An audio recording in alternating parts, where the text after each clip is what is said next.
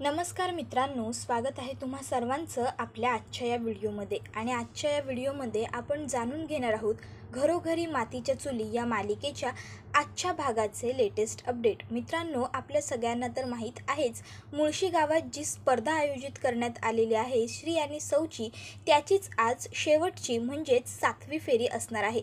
तर व्हिडिओला लाईक आणि चॅनलला सबस्क्राईब पटकन करा, जेणेकरून प्रत्येक पुढच्या व्हिडिओचं नोटिफिकेशन्स हे तुम्हाला मिळत राहतील।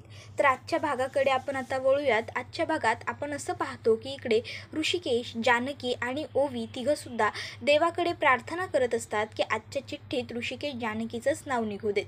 तर आता इकडे अवंतिका आणि सौमित्रसुद्धा एकमेकाबरोबर बोलत असतात। सौमित्र हा अवंतिकाला सांगत असतो की आजच्या लकी ड्रॉमध्ये काही झालं तरी दादा वहिनीचंच नाव यायला पाहिजे। त्यावर लगेचच अवंतिकासुद्धा म्हणते, हो मलासुद्धा तसंच वाटतंय, पण जर दादा वहिनीचं नाव नाही आलं तर आपण पूर्णपणे जिंकायचा प्रयत्न करायचा आणि आपल्याला बक्षिसाची जी रोख रक्कम 25 लाख मिळेल ती त्यांना द्यायची, जेणेकरून त्यांच्या ॲपचं काम पुढे सुरू होईल आणि शेतकऱ्यांनासुद्धा फायदा होईल। त्याबरोबर लगेचच इकडे सौमित्रने असं म्हटल्यावर अवंतिका होकार देते आणि म्हणते, काही झालं तरी ऐश्वर्या जिंकता कामा नये।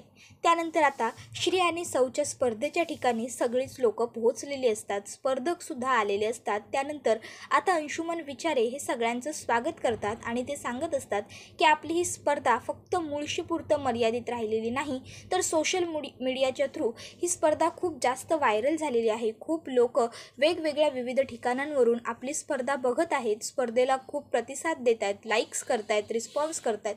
हे ऐकल्याबरोबर सगळेच लोक जोरजोरात टाळ्या वाजवतात।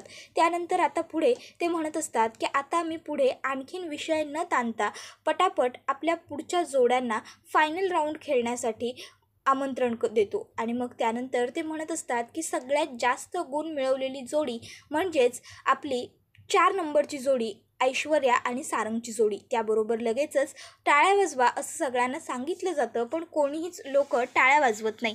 मग ऐश्वर्या आणि सारंग हे पुढे येतात, तर इकडे लगेचच ते सांगत असतात, अरे टाळ्या वाजवा, यांनी सगळ्यात जास्त गुण कमावलेले आहेत, पण तरीसुद्धा कोणी टाळ्या वाजवत नाही।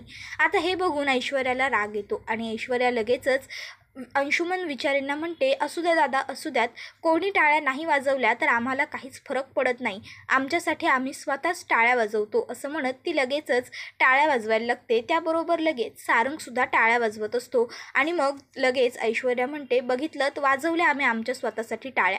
तर दुसरीकडे आता लगेचच अंशुमन विचारे हे पुढे म्हणत असतात, तर आता आपली दुसरी जोडी असणार आहे ती म्हणजे ऐश्वर्या आणि सारंगच्या पाठोपाठची सौमित्र आणि अवंतिका रणदिवे। सौमित्र आणि अवंतिका ज्यावेळेस पुढे येतात त्यावेळेस मात्र लोक छान जोरजोरात टाळ्या वाजवतात आणि त्यांचं छान पद्धतीने स्वागत करतात, पण हे सगळं बघून ऐश्वर्याला मात्र खूप जास्त राग आलेला असतो।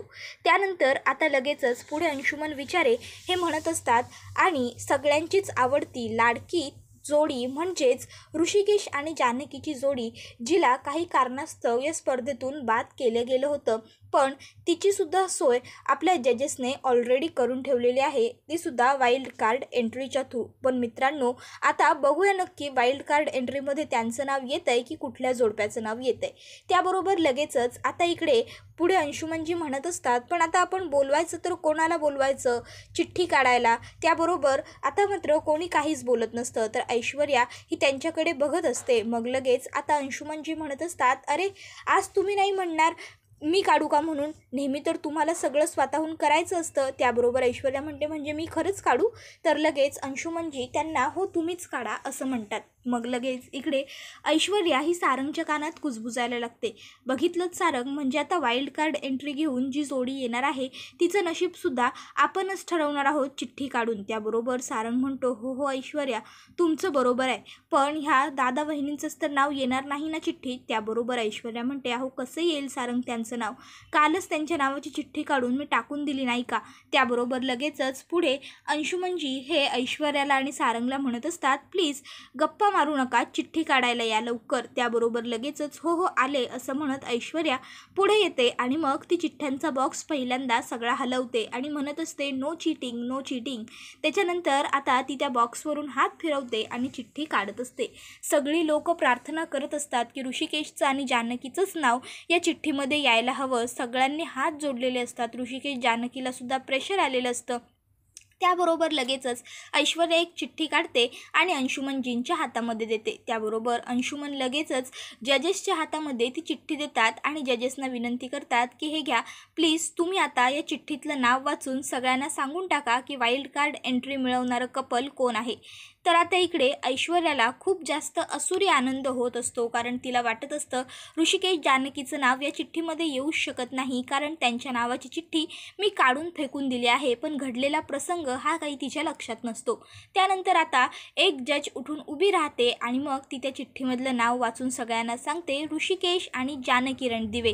त्याबरोबर हे ऐकून ऋषिकेश आणि जानकीला खूप जास्त आनंद झालेला असतो. त्याचबरोबर गावातल्या इतर लोकांनाही आनंद झालेला असतो.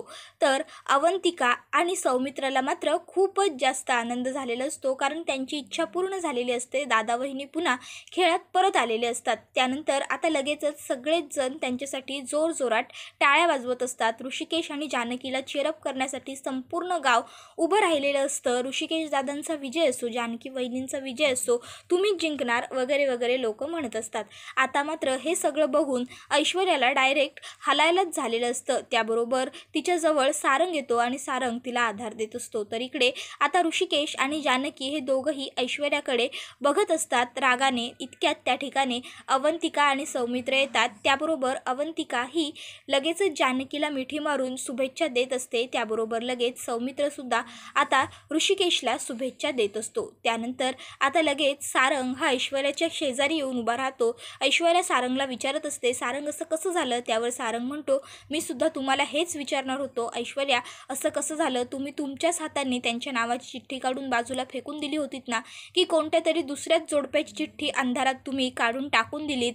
त्याबरोबर ऐश्वर्या म्हणते असं कसं होईल, तुम्ही गप्प बसा सारंग जरा. आणि मग ती जजेसना म्हणायला लागते एक मिनटं मला काय वाटतंय काहीतरी गडबड झाली आहे. हो म्हणजे यांचं नाव चिठ्ठीत येईल असं वाटत नाही आहे मला. मी रिक्वेस्ट करते प्लीज तुम्ही एकदा चिठ्ठी पुन्हा चेक करा ना अंशुमनजी. तुम्ही सांगा जजेसना पुन्हा चिठ्ठी चेक करायला. त्याबरोबर लगेचच आता अंशुमन हा म्हणत असतो अहो असं कसं बोलताय तुम्ही ऐश्वर्या मॅडम, आता तुम्हीच चिठ्ठी काढून दिलीत ना, आपण उगाच वेळ वाया नको घालवायला, चला आता आपण स्पर्धेला सुरुवात करूया. त्याबरोबर मात्र ऐश्वर्याला काही राहवलं जात नसतं. ऐश्वर्या स्वतःहून चिठ्ठी बघायला पुढे जात असते आणि चुकून ती जात असताना तिचा पाय तिच्या साडीत गुंतवतो आणि ती पडणार असते. पण त्याचबरोबर लगेच तिकडे जानकी येते आणि ती ऐश्वर्याचा हात पकडून तिला सावरून घेते. त्याबरोबर लगेच ऐश्वर्या ही एका मिनिटात उभी राहते आणि जानकी त्या हातातला आपला हात सोडवून घेते. त्यानंतर आता इकडे पुढे ऐश्वर्या आणि जानकी दोघीजणी एकमेकाच्या समोरासमोर उभ्या राहिलेल्या असतात. तर आता जानकी ही ऐश्वर्याला सांगत असते अगं मी एवढ्या लवकर तुला धुळीत मिळू नाही देणार. आजची आपली 7व्या फेरीची स्पर्धा तुला 7 जन्म लक्षात राहते की नाही ऐश्वर्या, ते लक्षात ठेव. आणि तुला माहिती आहे का सगळ्यात मोठी गंमत काय आहे ते, तू या स्पर्धेतून मला बाहेर केलं होतंस आणि आज तूच मला पुन्हा या स्पर्धेमध्ये घेऊन आली आहेस. लक्षात ठेव मी तुला निराश नाही करणार. त्याच्यानंतर आता हे सगळं ऐकून तर ऐश्वर्याला आणखी जास्त राग आलेला असतो आणि त्याचबरोबर तिला थोडं टेन्शनही आलेलं असतं. तर दुसरीकडे गुलाबदादा हा ओवीला सांगत असतो ओवीताई चला लवकर शाळेत जायचं आहे आपल्याला. तर ओवी ही गुलाबदादाला म्हणत असते नाही जायचं आहे मला गुलाबदादा. तर ओवीला गुलाबदादा सांगत असतो अहो ओवीताई असं काय करताय, तुम्हाला शाळेत सोडून मला स्पर्धा बघायला जायचं आहे, चला लवकर तुम्ही. ओवी म्हणत असते तेच तर मला सुद्धा यायचं आहे स्पर्धा बघायला गुलाबदादा. त्याबरोबर लगेच गुलाबदादा हा ओवीला सांगत असतो नाही ओवीताई मला जानकीताईंनी सांगितलं आहे की तुम्हासनी शाळेत सोडूनच यायचं आहे, मग मी तुम्हासनी कसं घेऊन जाऊ. मी खरंच सांगतोय तुम्हासनी नाही घेऊन जाऊ शकत, तुम्ही चला बरं शाळेत, मला तुम्हासनी लवकर शाळेत सोडायचं आहे. आता ओवी हट्ट करत असते की नाही मला सुद्धा स्पर्धा बघायला यायचं आहे आणि गुलाबदादा तिला घेऊन जाऊ शकत नसतो, कारण जानकीने ओवीला शाळेत सोड असं गुलाबला सांगितलेलं असतं. तर दुसरीकडे आता सुमित्रा त्या ठिकाणी येते आणि लगेच म्हणते पण मी घेऊन जाऊ शकते. तर आता आजी तू असं म्हणत ओवी तिला घट्ट मिठी मारते आणि त्यानंतर तिला सांगत असते की बघ ना हे गुलाबदादा माझं काहीच ऐकत नाही. त्याबरोबर लगेच सुमित्रा ही गुलाबदादांना म्हणत असते गुलाब ऐकत नाहीस तू आमच्या ओवीचं, सगळं ऐकायचं आमच्या ओवीबाईंचं. त्याबरोबर लगेचच इकडे गुलाबदादा हा फक्त हो हो एवढंच म्हणतो. त्याच्यानंतर आता गुलाबदादा हा लगेच आजींना विचारत असतो की तुम्हीसुद्धा येणार आहात का आईसाहेब आज स्पर्धा बघायला. त्याबरोबर लगेच सुमित्रा ही त्याला सांगत असते, अरे हो, आज एवढा महत्त्वाचा दिवस आहे आणि मी येणार नाही असं होईल का. त्यानंतर लगेच पुढे आता ओवीला आजी विचारते, मग तुला कुठे जायचं आहे. त्यावरती म्हणते, अगं स्पर्धा बघायला जायचं आहे आजी. मग लगेच सुमित्रा सांगते, मी सुद्धा स्पर्धा बघायलाच जाते, तू माझ्याबरोबर चल, पण तुझ्या हे युनिफॉर्मचं आणि स्कूल बॅगचं काय करायचं. मग लगेच ओवी म्हणते, मी आले, आणि ती चेंज करायला आतमध्ये निघून जाते. तर इतक्यात गुलाबदादाला त्याच्या बायकोचा म्हणजे सगुणाचा फोन आलेला असतो. गुलाबदादा म्हणतो, हा बघा आलाच माझ्या बावडीचा फोन. त्याबरोबर आजी म्हणते, बरं ठीक आहे, तू एक काम कर, तू पुढे जा, तोपर्यंत मी ओवीला घेऊन मागून येते, मी आहे ना इथे, तू जा. त्याबरोबर गुलाबदादा तिकडनं निघून जातो. तर आता इकडे लगेचच अंशुमन विचारे हे स्पर्धा एक्सप्लेन करून सांगत असतात. आणि आज अशी स्पर्धा असते की समोर जे लोखंडी फळा ठेवल्यात त्यांना खालून चाक आहेत, त्यांच्यावरती पहिल्यांदा सौनी बसायचं आणि श्रीने त्यांना खेचत खेचत त्या बाउंड्री लाईनच्या पलीकडे घेऊन जायचं. आता हे ऐकल्याबरोबर लगेचच सगळे गावकरी हे खुश होतात, कारण ऋषिकेशसाठी हे करणं अगदी सहज शक्य असतं. एक गावकरी म्हणत असतो की हे आमच्या ऋषिकेश दादांसाठी करणं खूप सोपं आहे, कारण ते कुस्तीपट्टू आहेत, त्यांची ताकद खूप आहे. त्याबरोबर लगेचच दुसरी म्हणते, हो, आणि त्यांना कष्टाची सवयसुद्धा आहे. तर लगेचच अंशुमनजी म्हणतात, पण पुढे टास्क असा आहे की मग श्रींनी त्याच्यातून उठायचं आणि सौनी त्यांना खेचायचं. आता हे ऐकल्याबरोबर मात्र सगळ्यांनाच टेन्शन येतं, कारण ऋषिकेशचं वजन हे खूप जास्त असतं. जानकीला त्याला ओढणं हे खूप अवघड होणार असतं. ऋषिकेश हा जानकीला म्हणत असतो, जानकी अगं मी तुला सहज ओढेन, पण तुझं काय, माझं वजन जास्त आहे, तू कशी ओढशील. त्याबरोबर जानकी म्हणत असते, हे बघा ऋषिकेश, मी यावेळेस ठरवलं आहे, मी प्रयत्न करणार आहे, तुम्ही हार मानू नका, आपण पॉझिटिव्हली प्रयत्न करूयात. त्याबरोबर इकडे सौमित्र हा अवंतिकाला म्हणत असतो, अवंतिका टेन्शन घेऊ नकोस, सगळं व्यवस्थित होईल. तर अवंतिका सौमित्राला म्हणत असते, सौमी मला आपलं टेन्शन नाही आलेलं, अरे आपले किमान जिंकायचे होप्स तरी आहेत, पण दादा वहिनींचं काय, दादा वहिनींना इझिली ओढतील, पण वहिनींचं काय, दादांचं वजन जास्त आहे, वहिनी कशा ओढणार त्यांना. तर दुसरीकडे ऐश्वर्या ही मनात म्हणत असते की आता आपणच जिंकणार. त्याबरोबर आता सारंग विचारतो, दादा वहिनी जिंकणार नाहीत ना ऐश्वर्या. त्यावर ऐश्वर्या म्हणते, नाही जिंकणार, कारण ऋषिकेशचं वजन जास्त आहे आणि जानकी वहिनी ओढूच शकणार नाही त्यांना, फक्त तुम्ही जी जान लावून गाडी ओढा आणि त्यांच्या पुढे घेऊन जा मला. त्यावर लगेचच सारंग म्हणतो, हो हो नक्की, यावेळेस मी तुम्हाला निराश नाही करणार, पण ह्या सौमित्र दादा आणि अवंतिका वहिनीचं काय. त्याबरोबर ती म्हणते, त्याचीसुद्धा सोय मी आधीच करून ठेवली आहे, कारण तिने आधीच संतोषला सांगून त्यांच्या गाडीचा दोर जरा कापून घेतलेला असतो आणि त्याने ऋषिकेश जानकीचा दोर पण कापण्याचा प्रयत्न केलेला असतो, पण त्याला ते करायला काही जमलेलं नसतं, कारण तिथे मोरेसाहेब आलेले असतात आणि मोरेसाहेब त्याला विचारतात, काय रे काय करतोयस. त्यावेळेस त्याने मोरेसाहेबांना सांगितलेलं असतं, काही नाही रे, गाड्या चेक करत होतो, सगळ्या व्यवस्थित आहेत ना.